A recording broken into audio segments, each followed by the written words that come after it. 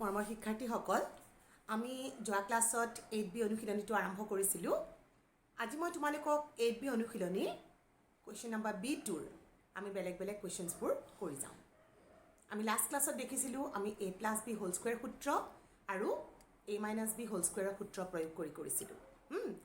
আজি আমাৰ এই প্ৰথম প্ৰশ্নটো তুমি চোৱাচোন 11x² - 44 তোমালোকৰ তিনিটা পদ নাই নহয় a + b হোল স্কয়াৰ থাকিলে আমাক যেটো এক্সপানশন আছিল বিস্তাৰ হলে তিনটা থাকিব লাগিছিল তেতিয়া আমি কৰিছিলো কিন্তু ইয়াতে আমাৰ দুটা পদ আছে গতিকে আমাৰ সেইকিটা সূত্ৰ নিশ্চয় নহয় গতিকে আমি প্ৰথম পদ্ধতি মতে সাধাৰণ উৎপাদক যদি আছে হেতু আমি লৈ লম আগতেকে ইয়াতে দেখিছা তুমি 11x² আৰু 44 তাৰ মাজত তোমালোকৰ গসাউ হৈছে 11 সো তোমালোকে 11 টো সাধাৰণ উৎপাদকটো বাহিৰত লিখিবা এতিয়া তোমালোকৰ 11 বাহিৰত লিখাৰ ফলত এটোতে ডিভাইড কৰিলে কিমান থাকি গল x² আৰু 11 ৰে 44 ক ডিভাইড কৰিলে হল 4 হয়নে এতিয়া তুমি চোৱাচোন এই 11 আৰু এটো হল x² আৰু 4 ক লিখিব পাৰো 2² তাৰ মানে কোনটো ফৰ্মত পৰি গল তোমালোকৰ a² - b² সূত্ৰত পৰিছে নাই কি আছিল আমাৰ a² - b² সূত্ৰটো a² - b² মানে আছিল a + b a - b গতিকে ইয়াতে a মানে x আৰু b মানে 2 তাৰ মানে এটোক লিখিব পাৰো 11x + 2 x - 2 সো তোমালোকৰ তেনেহলে নিশ্চয় ধৰিব পাৰিলা কেনেকৈ সলিউশনটো কৰিব পাৰো তাৰ মানে এটো আমাৰ হল a² - b² সূত্ৰৰ প্ৰয়োগ এনেকুৱা ধৰণৰ আমি আৰু দুটামান কোৱেশ্চনছ কৰো নেক্সটটো আছে তোমালোকৰ ইয়াৰ 2 নম্বৰটো 1 - a to the power 8 power 8 টো বহুত ডাঙৰ নাম্বাৰ হয় ন কিন্তু 8 থাকাৰ লগে লগে যেহেতু তোমালোকৰ even number so even number হোৱাৰ লগে লগে মই 8 ক a to the power 4 ৰ বৰ্গ হিচাপে লিখিব পাৰো কাৰণ a to the power m to the power n হলে হয় a to the power mn 4 * 2 হলে 8 মিলি গল আৰু এই 1 কো মই 1² লিখিব পাৰো তাৰ মানে মোৰ আকৌ a² - b² সূত্ৰত প্ৰয়োগ হল হয়নে a² - b² মানে কিমান a + b b মানে ইয়াতে a to the power 4 আৰু a - b এতিয়া 1 + a to the power 4 ক মই ভাঙিব নোৱাৰো কাৰণ তেনেকুৱা সূত্ৰ নাই কিন্তু 1 - a to the power 4 ক এটো বাৰু ৰাখি দিলো তেনেকৈ কিন্তু এটোক মই 1² - a² হোল স্কয়াৰটো লিখাত কোনো প্ৰবলেম নাই হয়নে মাইনাস থাকিলে ভাঙিব পাৰো পজিটিভত কিন্তু নাছিলে আমাৰ এটো মৌলিক হৈ গৈছিলে সো ইয়াতে হৈ গল a + a to the power 4 আকৌ মই a² - b² সূত্ৰ প্ৰয়োগ কৰো যত a মানে হল 1 আৰু b মানে হল a² গতিকে এটো হ'ব 1 + a² * 1 - তুমি আকৌ দেখিছা এটো ভাঙিব নোৱাৰো সো এজ ইট ইজ ৰাখি থোৱা এটোকো ভাঙিব নোৱাৰো সেইকাৰণে এটোকো এজ ইট ইজ ৰাখি থোৱা কিন্তু ইয়াক মই আকৌ ভাঙিব পাৰো কাৰণ মই 1 ক লিখিব পাৰো 1² আৰু a² যেতিয়ালৈকে ভাঙিব পাৰি ভাঙি ভাঙি গৈ থাকিব লাগিব হেতু মন কৰিবা দেই তো এতিয়া ভাঙিলে কিমান পালো a to the power 4 1 + a² আৰু এটো হল 1 + a * 1 - a তেনে তোমালোকে নিশ্চয় ধৰিব পাৰিলা যে আমাৰ এটো মই তলত লিখিছো দেই আমাৰ তেনেহলে লিখিছা যে ইয়াৰ পিছত তো আৰু ভাঙিব নোৱাৰি তাৰ মানে হেতুই হল আমাৰ উত্তৰ ঠিক আছে এবাৰ মই যাও তোমালোকৰ question number B3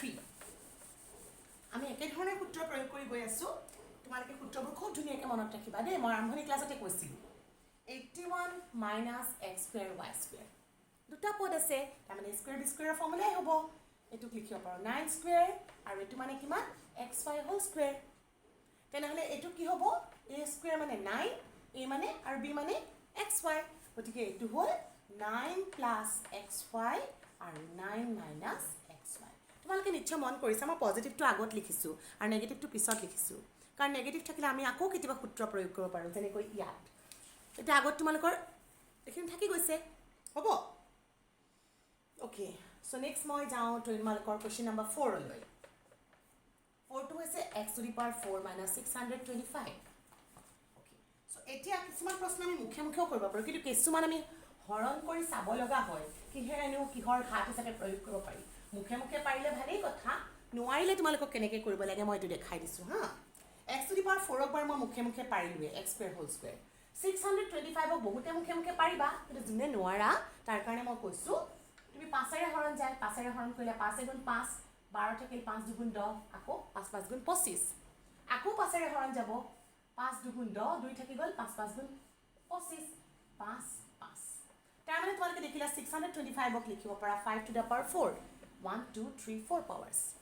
okay so এতিয়া মই আকৌ ভাঙিম x square whole square 5 to the power 4ক লিখিলো 5 স্কয়াৰ হোল স্কয়াৰ তাৰমানে মোৰ a মানে হৈ গ'ল x স্কয়াৰ আৰু b মানে হৈ গ'ল 5 স্কয়াৰ অৰ্থাৎ মই ইয়াক ভাঙি লিখিলে কি পাম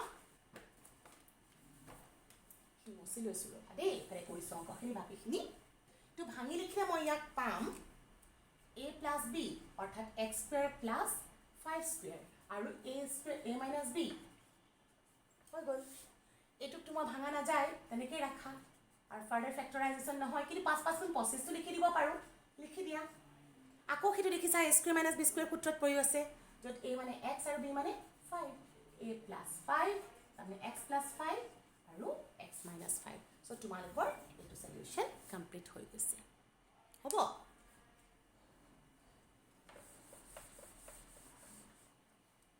মই এবাৰ তোমালোকক নেক্সট কোৱেশ্চনটো কৰি দিও 5 নম্বৰটো 5 নম্বৰটো হ'ল x square minus y square minus 2y minus 1 so এতিয়া চোৱা এই প্ৰশ্নটো দেখিছা তোমালোকৰ 4টা পদ আছে আমি আগতে 4টা পদ থকা কৰিছিলো কেনেকৈ কৰিছিলো দুটাৰ মাজত কমন আছিল তেনেকৈ লৈছিলো ইয়াতে কিন্তু দুটা একো কমন নাই তাৰমানে তেনেকৈ কৰিব নোৱাৰো অলপ ভালদৰে মন কৰাচোন তুমি দুটা পদৰ বৰ্গৰ ডিফাৰেন্স পাৰ্থক্য হিচাপে প্ৰকাশ কৰিব পাৰা তোমালোকে 7 চেপ্টাৰত একচুয়ালি এবোৰ শিকি আহিছা কেনেকৈ দুটা বৰ্গ পদৰ পাৰ্থক্য হিচাপে প্ৰকাশ কৰিব পাৰি ইয়াক কেনেকৈ পাৰিবা চোৱাচোন প্ৰথমতে যদি মই x স্কয়াৰটো একে ৰাখো আৰু এই তিনটা পদৰ মাজতে তোমালোকৰ গসাউ হৈছে -1 অৰ্থাৎ -1 সাধাৰণ উৎপাদক -1 টো মই আগত কমন লৈ ললো ইয়াত কি থাকিব -1 এ হৰণ কৰা ইয়াত থাকিল y স্কয়াৰ -1 এ হৰণ কৰিলে ইয়াত থাকিল 2y আৰু -1 এ হৰণ কৰিলে -1 প্লাস এটো আহি গ'ল হয়নে ঠিক আছে এতিয়া মই কি কৰিম চোৱা এই x স্কয়াৰটো বাৰ থাকি গ'ল 1 টো মই বাদ দি দিছো নিলিখো এইটোক আকৌ মই বৰ্গ 2 2 y 1 আগৰ ফৰ্মুলাত আহি গ'ল a plus b whole square formula তাৰমানে এইটো হৈ গ'ল x স্কয়াৰ মাইনাস এইটো হ'ল y plus 1 হোল স্কয়াৰ এইটো a square plus 2ab plus b square হয়নে এতিয়া আকৌ এইটো ফৰ্মুলা হ'ল a square minus b square result হ'ব a plus b দুটা বন্ধনী দিব লগা হৈছে কমন ব্ৰেকেট ইয়াত আছে কাৰণে আৰু a minus b b মানে তোমালোকৰ y plus 1 বন্ধনীটো খুলি দিয়া x plus y plus 1 আৰু এটো হ'ল x plus a minus a minus y plus a minus a minus 1 পূৰণফল হিচাপে প্ৰকাশ হৈ গ'ল হৈছে তোমালোকে নিশ্চয় সলিউশনটো ধৰিব পাৰিছা okay so next I go to the question number 6 6 number প্ৰশ্নটো হৈছে তোমালোকৰ twice a minus 32 a to the power 5 twice a minus 32 a to the power 5 okay so এইটো ডাইৰেক্টলি দেখা পৰা গম পোৱা নাই কিন্তু তোমালোকে এটা বস্তু দেখিছা যে ইয়াতে মোৰ twice a কমন আছে সাধাৰণ উৎপাদক twice a হৰণ কৰিলে 1 আৰু 32 ৰে হৰণ কৰিলে 16 দুগুণ 32 হয় আৰু স্কয়াৰ তো তোমালোকে এটা ধৰিব পাৰিলে কি হ'ল ন এটো 1 স্কয়াৰ আৰু এটো হৈ গ'ল 4a হোল স্কয়াৰ হয়নে তাহলে ইয়াতে কি পাম twice a square minus b square সূত্ৰ a plus b a minus b it's completed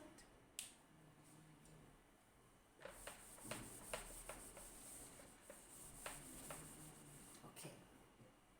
so next I'll go to question number 7 to তোমালোকৰ question number 5 ৰ লগত একে সেইকাৰণে হেতু তোমালোকলে ৰিসু next মই যাও তোমালোকৰ question number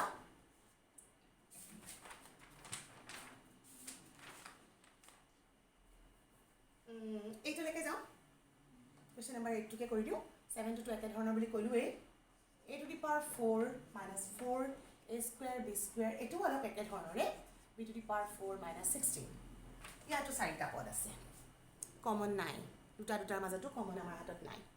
কিন্তু মই ভালদৰে মন কৰিম তোমালোকে সূত্ৰ মনত কষ্ট থাকিলে ধুনিয়াকৈ গম পাবা এই তিনটা মিলি পেলে মই বৰ্গ হিচাপে প্ৰকাশ কৰিব পাৰো কিহৰ বৰ্গ এটো হ'ল a স্কয়াৰৰ বৰ্গ minus twice a square আৰু b মানে আমাৰ ইয়াতে লিখিছো 4b মই লিখিব পাৰো 2b square whole square আৰু এটো তেনে 2b square লিখি দিলো আৰু আমাৰ শেষত যেটো আছে -16 to as it is ৰাখিছো কাৰণ -16 মানে 4 ৰ বৰ্গ হয়নে সো মাইনাস এখিনিক মই একেলগ লগাম আৰু এইফালে আছে মোৰ -16 ৰাখি থলো এইখিনিক মই কি লিখিব পাৰো প্ৰথম পদ আৰু এইটো হ'ল দ্বিতীয় পদ তাৰ বৰ্গ মাজত মাইনাছ আছে প্ৰথম পদ মানে a স্কুৱেৰ আৰু দ্বিতীয় পদ মানে হৈছে minus 2b square whole square আৰু 16ক মই লিখিব পাৰোঁ 4 স্কুৱেৰ এতিয়া এইটোক যদি প্ৰথম পদ ভাবোঁ এইটোক যদি মই দ্বিতীয় পদ ভাবোঁ a square minus b square সূত্ৰ হ'ল a square minus b square হ'লে হয় a এইটো a প্লাছ b মানে 4 আৰু পিছত হ'ল a মানে a square twice b square আৰু মাইনাছ b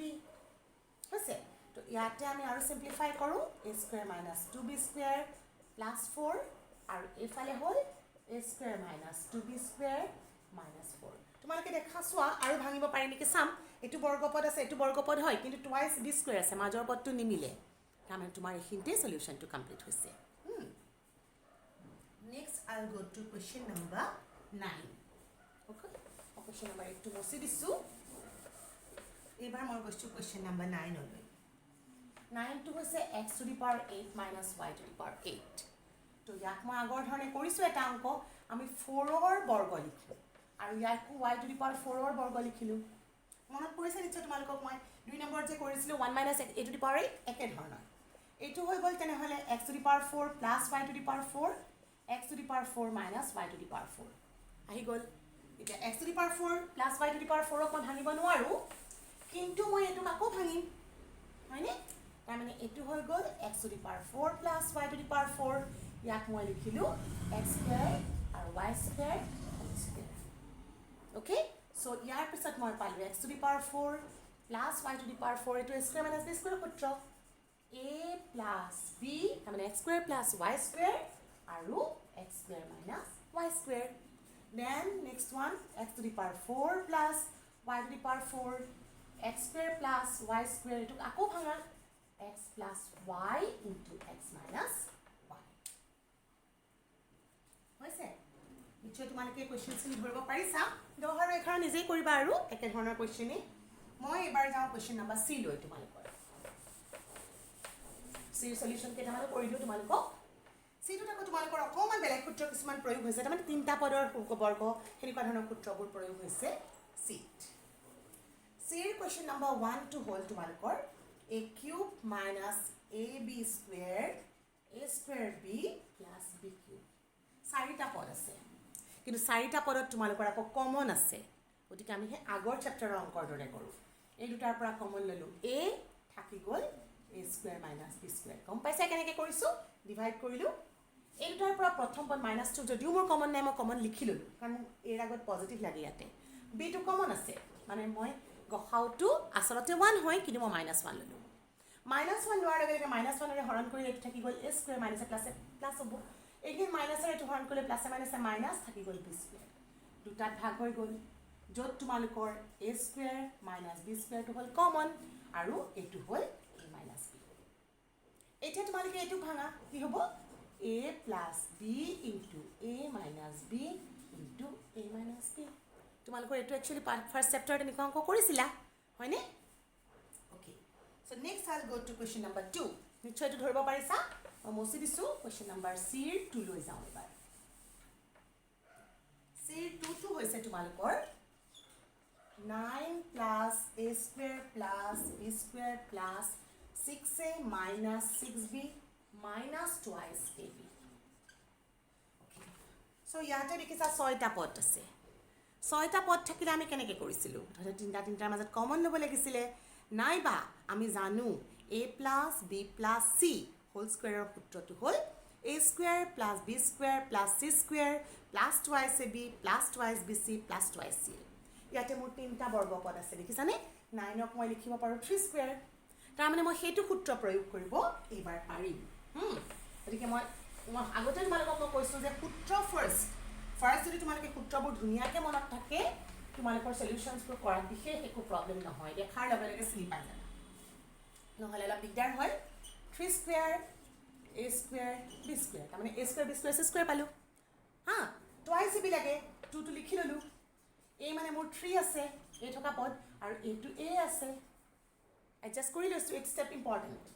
-2 এবাৰ b থকা পদ লাগে b টো তোমাৰ b আছেই আৰু লগত 3 থাকিব গতিকে এইটো লিখিব পাৰোঁ 3 পূৰণ b minus twice a into b মন কৰাচোন তোমালোকে a square plus b square plus c square twice ab twice bc twice c ফৰ্মত পৰি গ'ল এটা কথা হ'ল তেতিয়াটো আমাৰ সব পজিটিভ আছিল কিন্তু ইয়াতে দুটা নেগেটিভ আছে তাৰমানে কোনোবা এটা নেগেটিভ লাগিব আৰু নেগেটিভটো মই বিচাৰি উলিয়াব পাৰোঁ চোৱা a আৰু 3 বাজেট পজিটিভ আছে এটো পজিটিভ গতিকে b এ নেগেটিভ হ'ব মই সদায় পজিটিভ কিটা আগত লিখি লওঁ মোৰ কি থাকিব পজিটিভ 3 আৰু এটা পজিটিভ পদ হ'ল a কাৰণ এটা মাজত পজিটিভ আছে 3 আৰু a পজিটিভ হ'ব গতিকে নেগেটিভটো কি এটা নেগেটিভ হ'বই লাগিব কাৰণ মাজত মাইনাছ সাইন আছে হোল স্কয়াৰ এটো পাই গলো তেনেহলে 3 plus a minus b into 3 plus a minus হৈ গল okay so next I go to the question number তোমালোকৰ next question to মই যাও এটুলে যাও 4 নম্বৰলে যাও হ'ব তিনিটো কৰিবা নিজে একে একে ধৰণৰ দুটা question নিজে কৰিব লাগিব তেতিয়া তোমালোকৰ কনফিডেন্সটো বাঢ়িব so I'll go to question number now 4 4 number to whole 49x square plus y square plus z square plus 14xy minus 14xz minus 2yz বৰ্গপদ কিটা বিচাৰি লোৱা কি বৰ্গপদ আছে তিনটা বৰ্গপদ আছে 7x whole square কাৰণ 49 মানে 7 square plus দ্বিতীয় পদ y square তৃতীয় পদ z square মাজৰ তুমি লোৱা টুটু খনে লাগিবই x আছে যেটা 7x লাগিব ইয়াতে মোৰ x অৰ 7x আছে নহয় গতিকে 7x দেখিলো আৰু দুগুণ 14 মিলি গল y এটা আছে মিলাই দিয়া হল নেক্সট তুমি লোৱা -2 লাগিবই x আৰু z আছে x থাকিলে 7x লাগে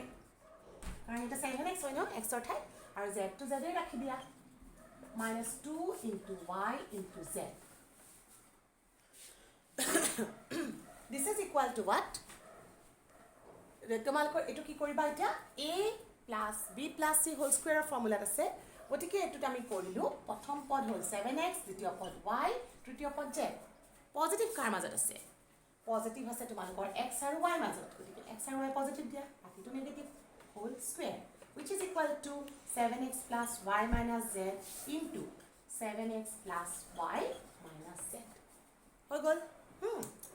আৰু এটা কোৱেশ্চন আছে এটো এক্সাৰসাইজৰ মই লাষ্টৰ কোৱেশ্চনটো কৰিয়ে দিও এটো এক্সাৰসাইজৰ সিৰ 5 নম্বৰ প্ৰশ্নটো হ'ল তোমালোকৰ p plus 1 plus 1/4 p square plus 4pq plus 16q square plus 8q ছয়টা পদ আছে হয়নে ছয়টা পদৰ তিনিটা বৰ্গপদ বিচাৰিব লগা হৈছে তিনটা বৰ্গপদ থাকিলে আমাৰ ভাল আছিল আসেনে যে তিনটা বৰ্গপদ ছয়টা পদ থাকিলে কাৰণ তোমাৰ তেতিয়াহে সূত্ৰত আহিব আমাৰ আৰামত আছে তিনটা বৰ্গপদ চাচোন এটো দেখাৰ পৰা গম পাইছো আৰু এটো এটা বৰ্গপদ 1ক লিখিব পাৰো নেক্সট বৰ্গপদ গতিকে মই প্ৰথমতে বৰ্গপদ কিটা লিখি ললো 1 স্কয়াৰ 1/4 মানে মই তোমালোকক অথনি কৈছিলো হাফৰ বৰ্গ so half of p whole square আৰু নেক্সট টু মোৰ কি আছে 16q স্কয়াৰ 16 মানে 4ৰ বৰ্গ 4q হোল স্কয়াৰ এটা মাজৰ পদবোৰ এডজাস্ট কৰো এটো লিখিলো এটো লিখিলো এটো লিখিলো